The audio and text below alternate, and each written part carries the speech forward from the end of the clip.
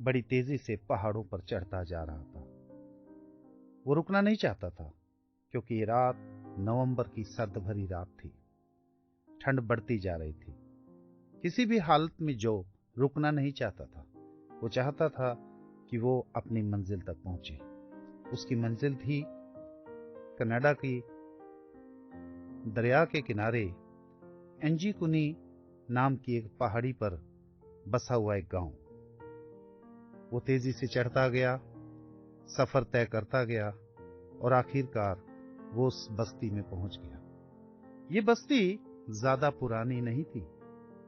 ये बस्ती कुछ ही दिनों में उस दरिया के किनारे, जिस दरिया को काजान नदी कहा जाता था, ये एंजीकुनी क्षेत्र के एक ऐसा दरिया था जहां पर इनाइटस कबीले के लोग आकर बस गए थे। दो चार लोगों के बसते बसते ये बस्ती एक बड़ी बस्ती बन गई। अब तो इसकी संख्या 2000 के आसपास रहने वालों की हो गई थी।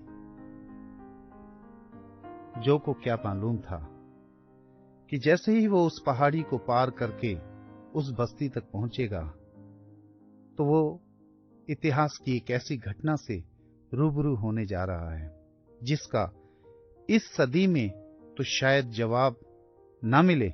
आने वाली सदियां भी इस सवाल पर खड़ी रहें कि आखिरकार हुआ क्या था।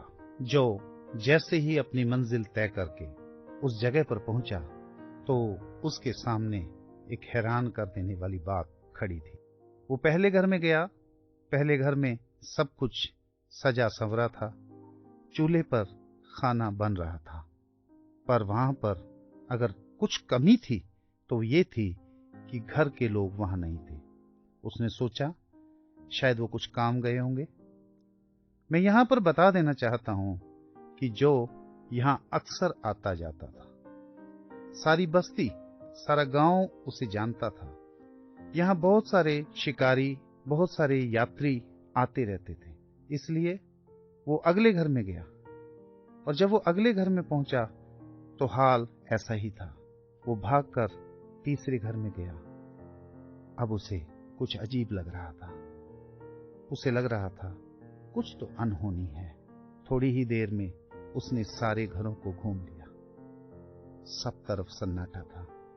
सर्द रात में जो के शरीर से पसीना आने लगा। वो घबरा गया था। वो परेशान था। आखिरकार ये सब लोग कहां गए? कोई जवाब नहीं था। वो वापस उस घर में आया। इस गांव की एक खासियत थी जिसके कारण लोग बार बार यहां आते थे, और वो ये था कि इस गांव के लोग बाहर से आने वाले मुसाफिरों, शिकारियों की बहुत इज्जत करते थे, उनका मान सम्मान करते थे, और उस गांव की रोजी रोटी का ये वसीला था। इसलिए लोग उनकी बहुत इज्जत करते थे। वो उन सब यादों को याद करने लगा। उसने एक बार फिर तलाशने की कोशिश की। वो दूर तक गया। वो बस्ती के बाहर जंगल तक गया। कोई नहीं था। आखिरकार उसने रात काटी। सुबह होते होते उसने आसपास कुछ और शिकारियों को ढूंढा और उनसे बातचीत की। उन्हें बताया क्या हुआ है। काफी खोजबीन के बाद कुछ शिकारियों ने उसे कहा कि हमने रात को एक बड़ी रोशनी आसमान से नीचे की तरफ आते देखी। इसके बाद ये मामला कनाडा की सरकार के पास गया। कई जांच एजेंसियों ने इस मामले की जांच की, पर आज तक एंजीकुनी की काजान दरिया के किनारे बसी इस पहाड़ी की दास्तान वहीं की वहीं खड़ी है। कोई इस बात को मानने को तैयार नहीं है। सरकार ने इस मामले को कुछ दिन जांच करने के बाद यह कहकर फाइल बंद कर दी कि वो लोग कबीले वाले थे, वो लोग घुमंतू थे, वो चले गए। पर सवाल आज ये है कि अगर कोई अपने घर को छोड़कर जाता है तो क्या जलते हुए चूल्हे छोड़ता है? क्या सब्जी चढ़ाकर जाता है? क्या बिस्तर भी नहीं लेता? क्या वो कपड़े भी नहीं लेता? आखिरकार ये 2000 लोग गए कहां? क्या ये एक अपहरण था या कोई हत्याकांड था? आखिरकार उन 2000 लोगों के साथ हुआ क्या?